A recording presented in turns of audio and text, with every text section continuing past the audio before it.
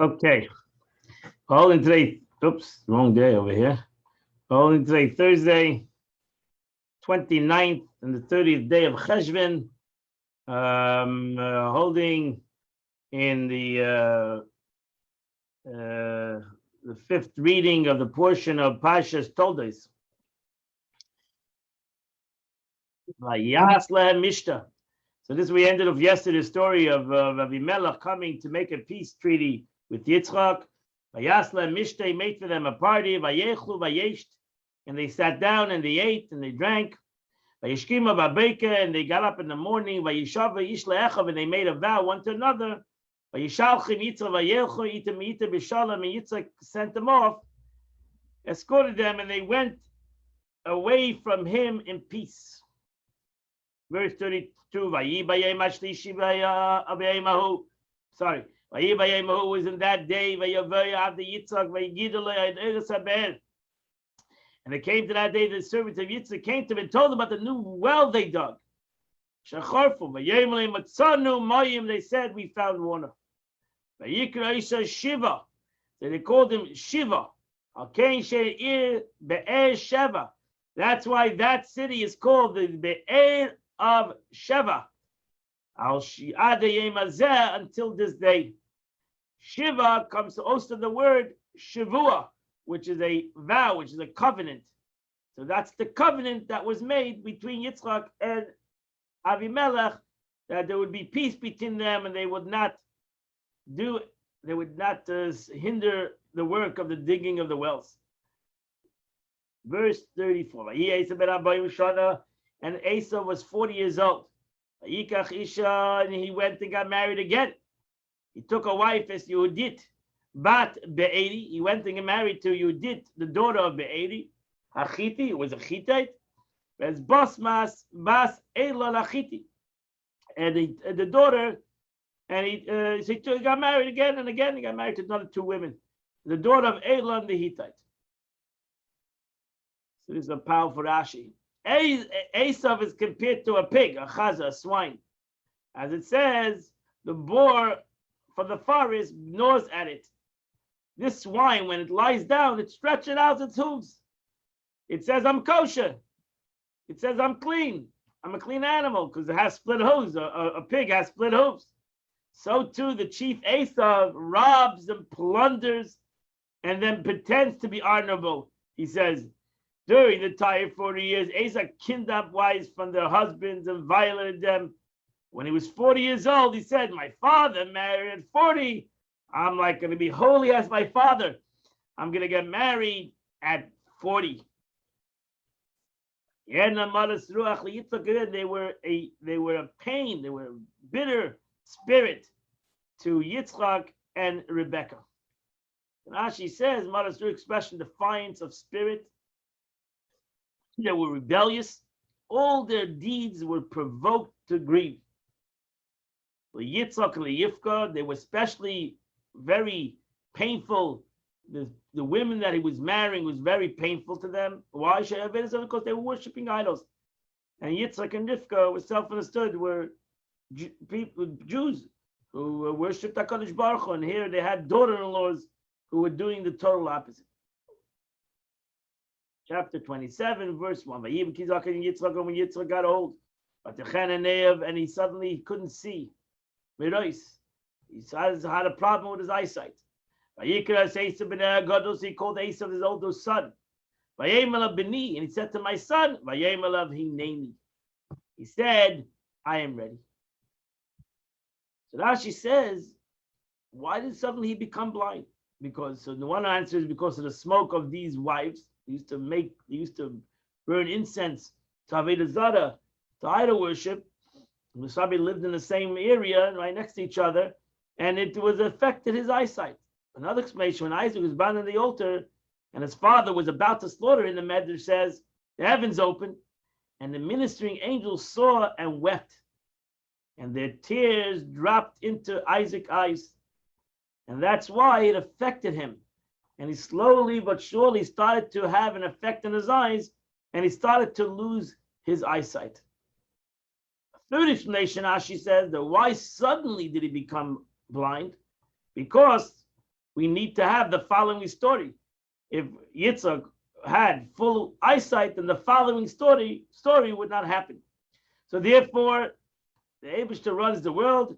Yitzchak becomes blind, and now he's stuck in bed, and he needs to have people to help him. And he doesn't want to bother his wife maybe so much. So he calls his son Esav. So he said, "Behold, I'm growing old, and I'm not sure the day I'm going to die." Very interesting expression, Rashi says. Rabbi Shua ben Korcha said, if a person reaches the age of the death of his parents, he should worry 5 years beforehand and 5 years afterhand. Isaac was at that time 123 years old. He said, perhaps I'll reach the age of the death of my mother. And she died at 127. And I am thus within 5 years of her age, my mother's age. And therefore I do not know the day of my death. Perhaps I will die my mother's age. But perhaps my father, his father lived for many more years. So he didn't know. And therefore he said, I don't know, I might pass away very quickly. And I want to bless you. Now go sharpen your implements. And your sword. Go out into the field. And hunt for me a game. The Rashi says your sword is usually hung l'seila. That's why it's called teilecha, because it's hung either on you or sana expression of sharpening. I've learned in the Mishnah. We may not sharpen a knife on a whetstone, but we may sharpen one against another one on Yontiv. Isaac said, sharpen your knife. Why did he sharpen his knife? Because he wanted him to shecht. He didn't want to go and shoot an animal. He wanted him to capture an animal and then shecht it, to do shechita like we're supposed to do. At least you feed me in a vela, an animal you slaughter according to. So therefore, I don't want you to kill an animal, because that's going to be an avela. It's called an avela in Jewish law. I want you to go sharpen your knife, catch me an animal, and now you're going to slaughter it. With Sudali Menahefke. So why are you going hunting? Why does it say expression of hunting? Hunting sounds like you're going to kill an animal. So Rashi says hunting does not mean you're going to kill an animal. Hunting meant that I want you to go out. I don't want you to steal. I want you to go out in the fields, in the open, in the free place, catch an animal. Don't steal. So even though I know you're a ganef, but I don't want the food that I eat to be stolen food. So therefore, go out, and that's going to take some time, because to catch a wild animal is not easy, and it's much easier to go and kill a wild animal in the field. But I want you to catch him, I want you to shecht him, and then bring him to me, make for me. Go out and make me tasty foods. And bring to me. So I'll eat it. So I'll bless you. My soul will bless you. Beterem Amos, before I die. Rivka heard as Isaac spoke to Esav, his son. So Esav went into the field. He listened to his father. He went into the field. The meaning is to bring. If he would not find game, he said, "Listen, you know what? What does my father know? I'll go try to catch a game. If he doesn't have it, I'll steal it." So, by lahavi is like expression by hook or by crook. I'm going to bring him his food. He wants food. I'll bring him food. How will he know if I caught it or I stole it? Yivka Amral Yaakov Yivka turned to her son Yaakov Beno, her son Lamer, saying, "Hine shemaitis avicha medav aleisa achicha Lamer. Behold, I heard Esav. I heard your father speaking to Esav. Hevelit tzayid, bring me a game. V'aseilim atamim, make me tasty food. V'achela shayit. V'avarachecha, I want to bless you. L'fnei Hashem, before God, l'fnei mercy, before my death. Shadasha l'fnei Hashem, with his content, I'm gonna get God to consent to this blessing." And Rivka was very scared of this. Therefore, Yaakov listened to my voice. which I'm commanding you today. She knew Yaakov is a very honest and a very holy Jew. Not gonna want to do this, and therefore she said, "No, you listen to me. Lech saying, go to the flock. And go there and take me 2 choice kids, goats. Toivim, the essay I'll make them. I know food he likes.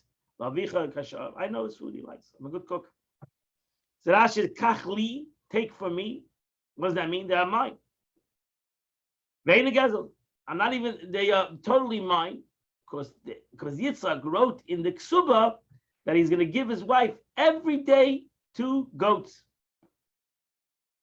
He's giving his wife, that's the allowance of 2 goats that she can have to make food. Now, did Isaac's menu consider of 2 kids every day? He ate 2 goats every day. Wow, that's a lot of food. But the explanation is he sacrificed one for the Paschal offering and one made for tasty foods. It was Pesach, and he brought 2. That day was Pesach, was the Yontiv of Passover, and he had 2 goats. 1 goat was for the sacrifice, and 1 goat was for the food. Kasher oiv, for the taste of a kid is like the taste of a deer. So, because he wanted to have Yitzhak really wanted to have him to go catch a wild deer. And a kid is a domesticated animal. So she understood what he wanted. And she said, I'm going to get something that's domesticated that will taste like the deer. And I'll bring it to you. Bring it to your father. And he will eat. So he'll bless you. Verse 11. Yaakov said to his mother, I'm going to come to my father. Esav is a hairy guy. I'm a very smooth guy.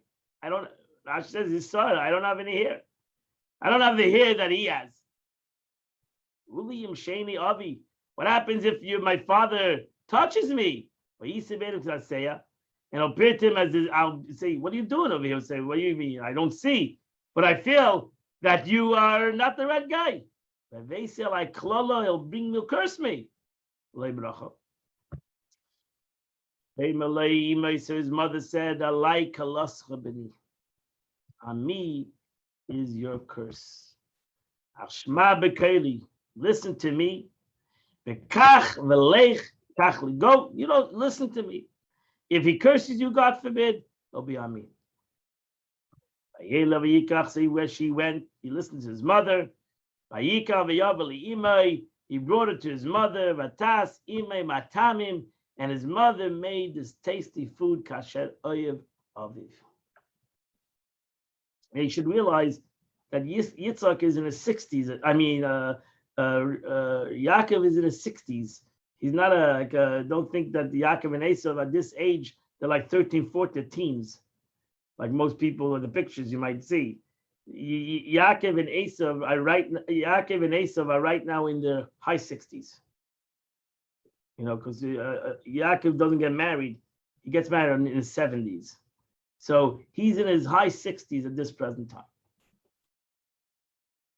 As Rashi will say later, he gives us the calculation of how old Yaakov is at this time.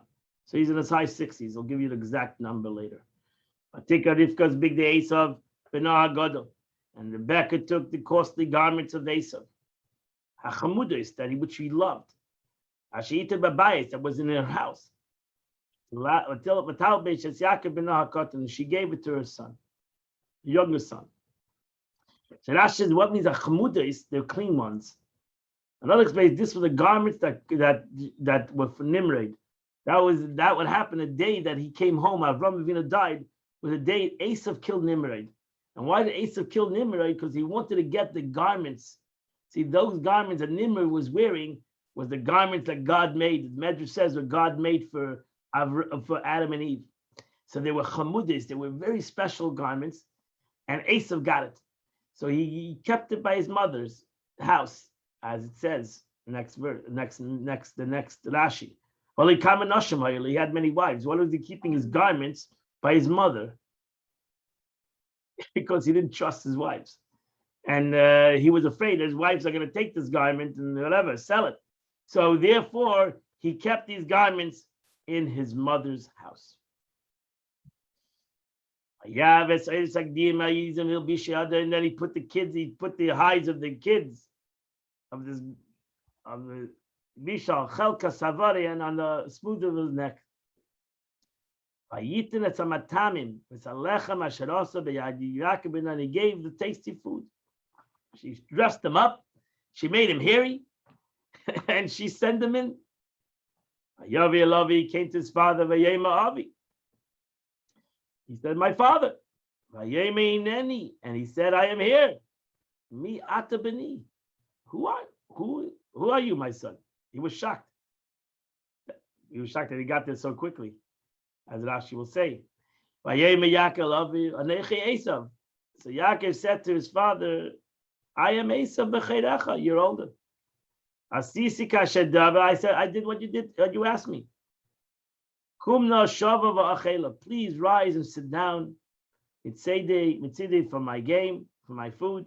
Bavuter chani nafshecha, so you'll bless me." So Rashi says, so the Yitzchak was a little perplexed. So Esav, he meant, "I am your." Say, ani anoichi Esav b'cheirecha. Rashi says you need to actually put like a comma in between the word anoichi and Esav. He said, "Anoich, I am who I am. Esav is your oldest son. Asisi, many things as you have spoken to me. Strava, sit down, an expression of sitting around the table for a meal." Verse 20. Yitzchak said to his son, "Wow, how is that you found it so quickly?" So Yaakov even said, "Because the Lord, your God, prepared it before me." Verse 21, Yaakov Goshana. So Isaac said to Yaakov, "Come please closer to me. And so I will fill you, my son. Are you the son Esav? No, you're not." So Rashi says Isaac said to himself, Esav does not usually mention the name of God so frequently. He keeps on saying God's name. That's not Esav. Doesn't sound like Esav. But this one says, because the Lord has prepared it before me, he keeps on mentioning God's name. So Yaakov drew near to his father, and his father felt him. He said, "This is the voice of Jacob, but it's the hands of Esav."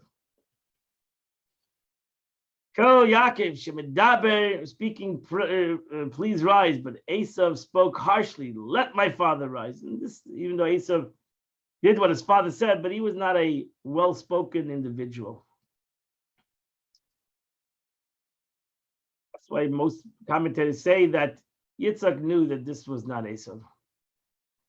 He didn't recognize him. The verse says, because his hands was hairy as Esav. When he blessed him. He said to him, "Are you Esav?" "I am." So Rashi says he did not say, "I am Esav." He said, "I am." You asked me if I'm Esav. I am. I am who I am. He told him, he said to him, "Serve it to me, and I may eat from the game of my son. So I will bless you." He came close to him. And they ate. He ate. He brought him wine, and he drank.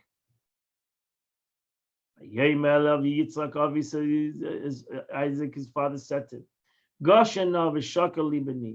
"Please come closer and kiss me, my son." And he came close to him and he kissed him. He smelt the fragrance of his garments and he blessed him. And he said to him, "Behold, the fragrance of my son, the smell of my son is like the smell of the field. Asher berach Hashem, which the Lord has blessed." So Rashi says it's not It is not so. There's no odor more offensive than the washing goatkin skins. So she put him on those garments of a goat skin, so he would smell bad, like he's coming from the field. He just came from the tent, from his learning, but she wanted him to smell bad. But teaches us that the fragrance of Gan Eden enter with him. But Yitzchak smelled the fragrance of Gan Eden. Kereach hasada. I smell like the field. That's what Gan Eden is, a field. He gave it a pleasance of fragrance in the field of apples. So did our sages explain. This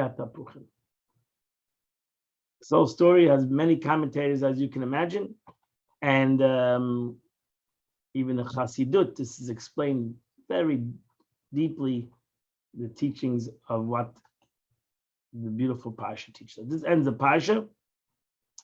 We go now to the Tchitas. Can I ask a question? No, at the end, please. So this is the Tanya of the day, and after we finish, you'll ask your questions. So this is the third part of Kuntas Achron. As we said, that the Alter Rebbe in Kuntas Achron tries to explain deep concepts of Kabbalah, questions of contradictions in the Zohar, and as I said, this is very deep Kabbalistic concept. So as he says, to understand the statement of Shar HaYechudim, the gate of unity. This is in Kabbalah chapter 2. What does it say there? It's written there in that chapter that through Torah, without proper intentions, angels are created in the world of Yetzirah. Risham Hevi Mezoya, and over there, this source is quotes the Zohar, which the Zohar says in Parshas Shalach, the less color the isavid, there is no voice lost from this world, but color da iraisa, except the voice of Torah and prayer that ascends and pierces the heavens. The salakul bakal eila, meaning it does not remain below, but it actually goes above. Everything else that you speak in this world stays in this world. When you learn Torah and you daven, it goes to heaven. It goes to the upper worlds.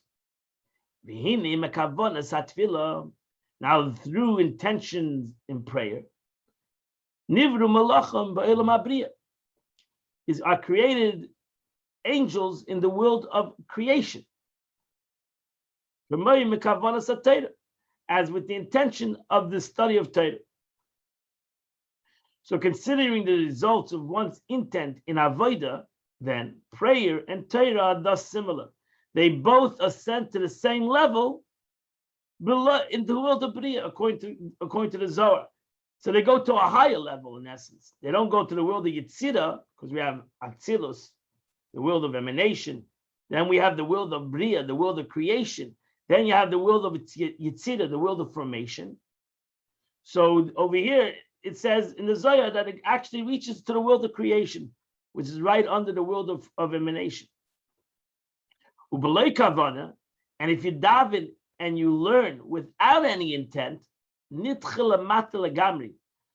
it stays in this world, the Zohar says. Your Torah, even your Torah that you learn, even the tefillah that you pray will not go to any higher worlds if you don't daven with kavanah, with intent.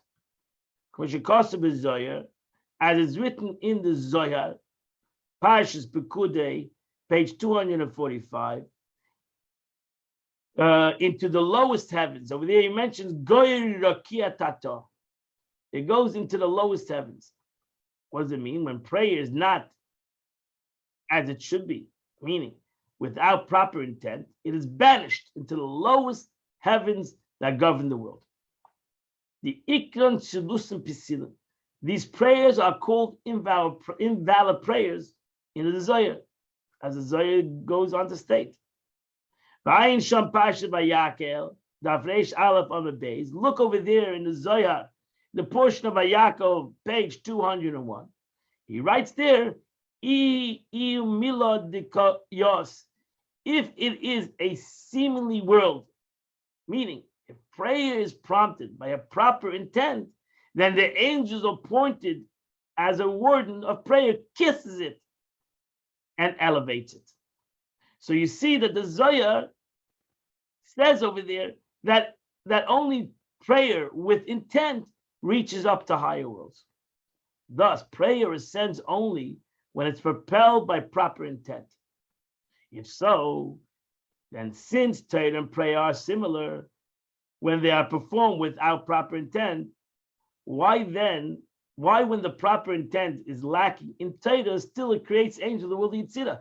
That's a contradiction. That's again, this has come to bring the contradiction.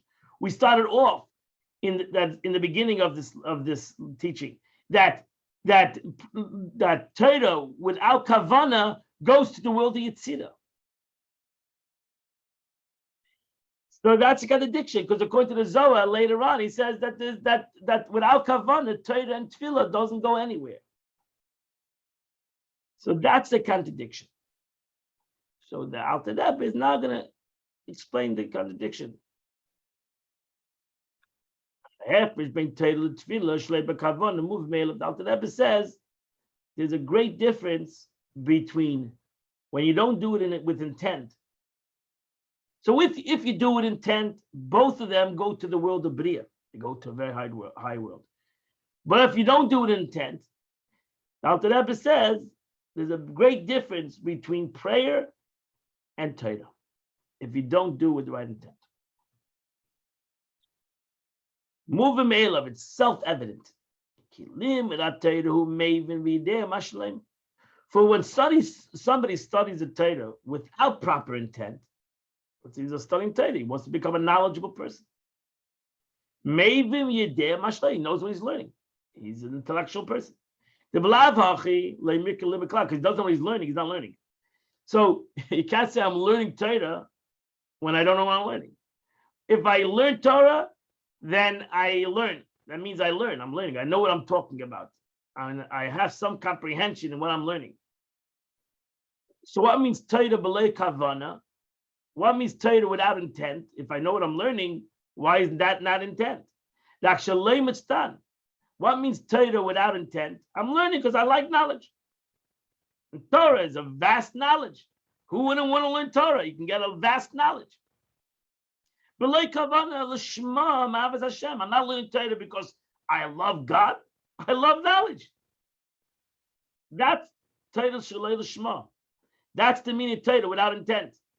I need to learn Torah because I love God, not because I like knowledge. You like knowledge, go learn something else. You want to learn God, that's when you learn Torah. Without intention of the Shema for its own sake, as manifest the love of God in his heart. But only out of the Latin natural love of God of every Jew's heart, that's where we learn Torah. You can go learn something else. Oh, but you know what? I'm Jew, I'll learn it through Torah. So I want to learn knowledge, I can go learn science. But why not? I'll learn Torah. If a person learns Torah to become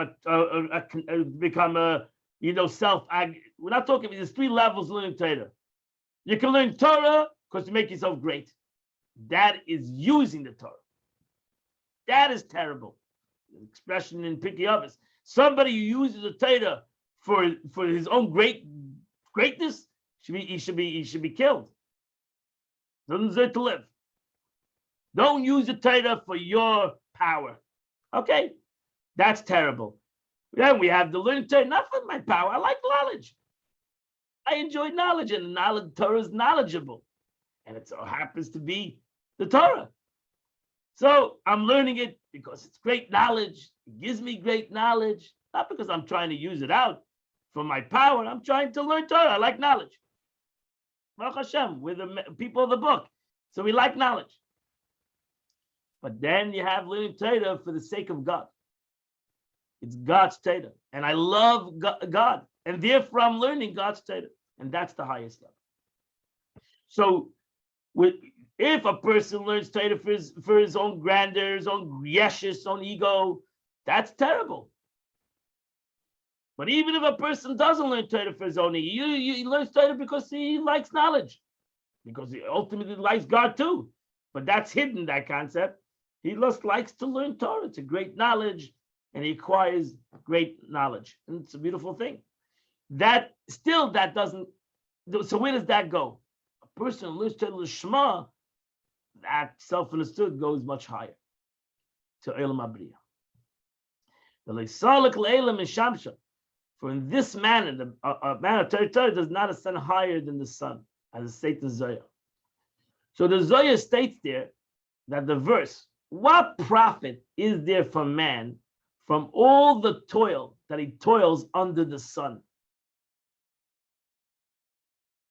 Does not refer to one's toil in Torah study, for Torah is loftier than the sun.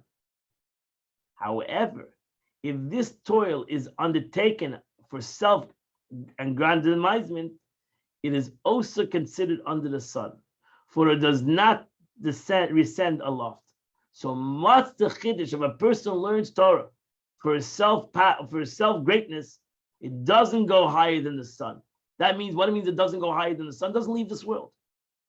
So all the Torah that he might be a great Talmid Chacham, he might be a great sage, but if he's learning the Torah for his own, he's a great sage, and everybody should respect him, and everybody should whatever, listen to him, and he has all this power because he has a great sage. All your Torah doesn't go past the sun. Doesn't go higher than this world. Why? Because why is he learning Torah? It's only for the physical. It's only about the present. He's only doing it for the present situation. I'm doing it because I want to be great in this world. Well, that's fine. So he'll be great in this world, but not anywhere else. And so therefore they are clothed in letters of Torah that he utters and prevents them from ascending. Can't go higher because it's all about the present, the now, and his greatness of now. It's very important. That's why it's important that we learn Torah. We have bittul when we learn Torah. That we have a little bit bittul, at least bittul yesh, nullification of ego. That when we come to learn Torah, we put ourselves aside, and we accept, we take in the words of God.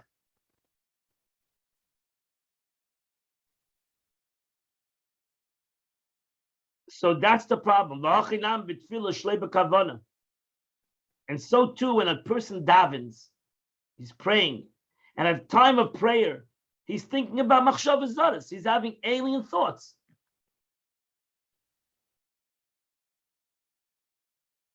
So he basically has alien thoughts. What happens? His tefillah also doesn't go. His tefillah is connected to words. So it's all he's doing is saying words. So because his thoughts are someplace else. So it's all he's doing is saying words. If all you're doing is saying words, which is wonderful, but doesn't go past the word, doesn't go past the physical world, which is the word. But the Alter Rebbe throws in a great fixer, because it says we can fix this quickly. We can fix this quickly. However, since his intention is addressed to God, he is after all in a state of prayer.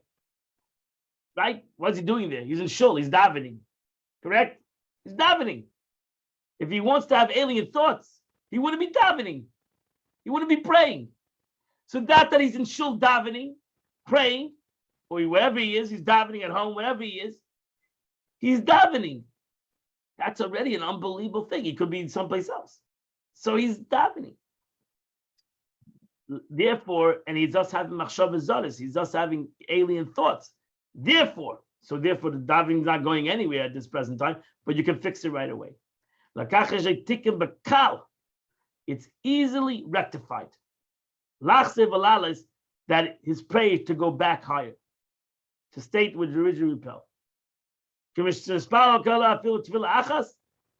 very powerful statement Alter Rebbe is going to say in this line. Listen to it, because this is very important to everybody who davens. That if I, me and you, have even one prayer with kavanah, one prayer with the right intentions, and then the rest of the year you're thinking, or you're davening and you're thinking who knows what. So your prayer is hanging, so to say, the rest of the year, the prayer is hanging in the middle of the year. It's not being elevated, but that one prayer with kavanah elevates all my prayer.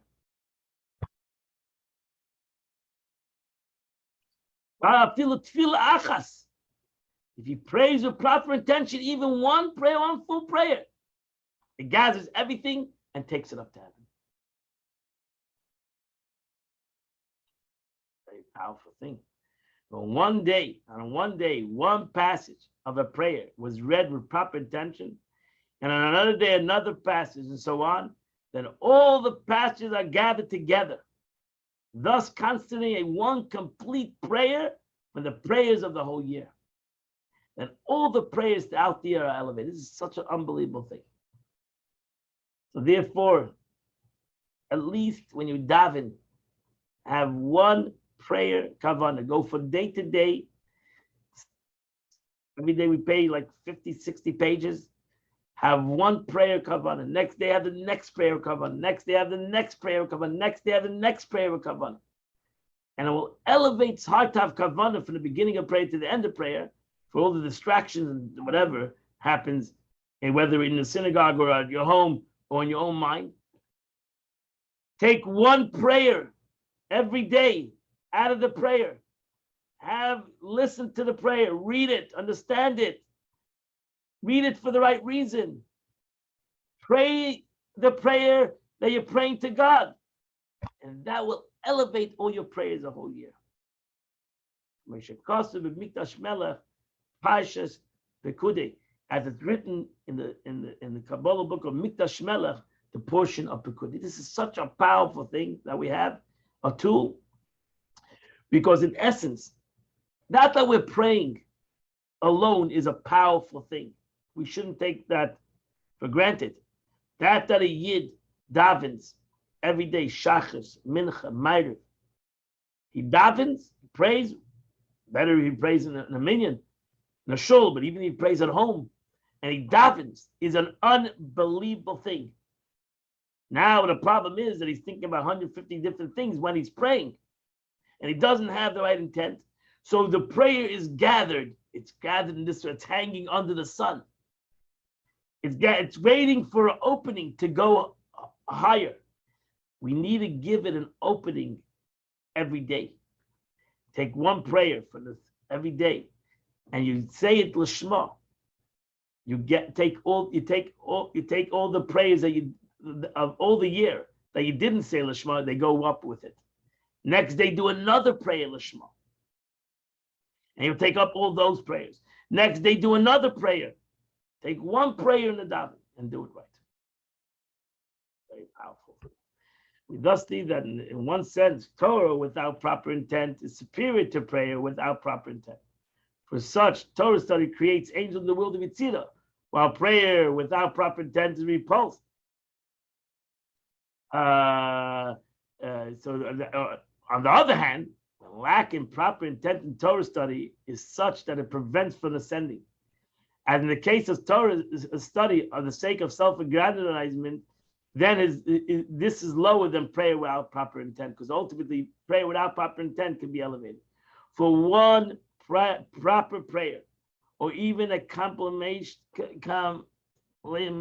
of different prayers that add up to one prayer with proper intent, elevates all other prayers of that year.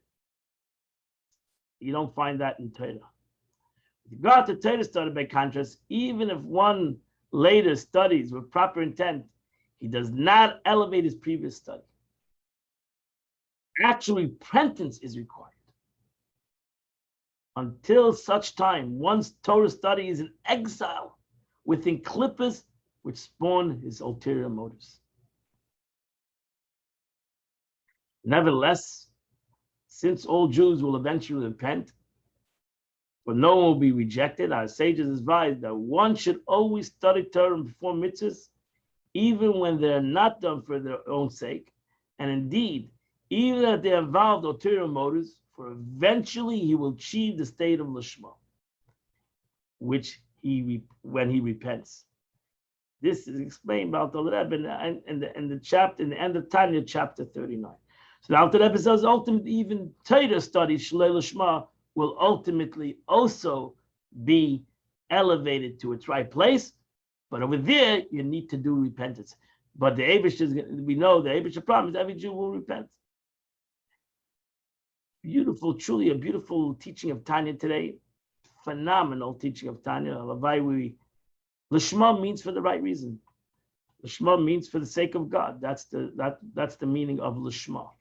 Thank you. Lishma means for the sake of God. That's the ultimate reason. That's what the Gemara says. It's very hard for any one of us to do Lishma. It's very difficult. We can do it. So as I said, there's three reasons. I could do it for Lishma, the sake of God. I could do it for my own sake, but it's not for self, greatness. And then I could do it for self-greatness. And that's the worst kind of way to do it. But even then, sort of for the middle way, I still, as we're going to learn, is to still go to the world of Yitzhira. The lower way is like Tefillah Shalei Lishma. So now that explains that when a person does for self-engrandiment, Torah learning, or a person prays and he's thinking about who knows what while he's praying, or he's talking, he's thinking about who knows what, and just saying the words, both of them stay in this world. The difference is Torah study needs repentance to elevate it, to get it up to the higher worlds. Tefillah doesn't need that. Prayer does not need repentance. Prayer needs that you should have another prayer that you do. At least do one prayer Lishma. And when you do one prayer Lishma for the right reason, for the sake of God, not for you because you're just praying because this is what you're told to do, or this is what you think you're supposed to do, or this is what your grandfather did, this is what you do. And you should do. But you're doing prayer because you love God, because you were praying to God. You want to connect to God. Then that prayer that you do Lishma will take the prayers of all your other prayers to its right place. That's an unbelievable thing that the Zohar says. You should realize that. So I can have all my prayers that I'm praying hanging in midair under the sun, as the expression says, and it cannot be elevated. It doesn't elevate itself. And then I can do one prayer Lishma, and it will elevate all my prayers. So that's why I say again that Alter Rebbe says over here, you should do one prayer Lishma. Like let's take the 18 blessings. Understand one blessing of the 18 blessings and say it for the right reasons. Understand what you're saying and say it for the right reasons and have the right connection. Say every day another one of the 18 blessings of Lishma. If you can't do all 18, do one. Elevate the whole day. Elevate the whole prayer. If not, you pray the whole time, and it does basically nowhere. I mean, it's not basically, it hangs in this world. Beautiful day. Today is the 29th and 30th day of the month, because tomorrow is Rosh Chodesh, the first day of the next month, Rosh Chodesh Kislev. So today we say from chapter 140 to the end of the book, to chapter 150.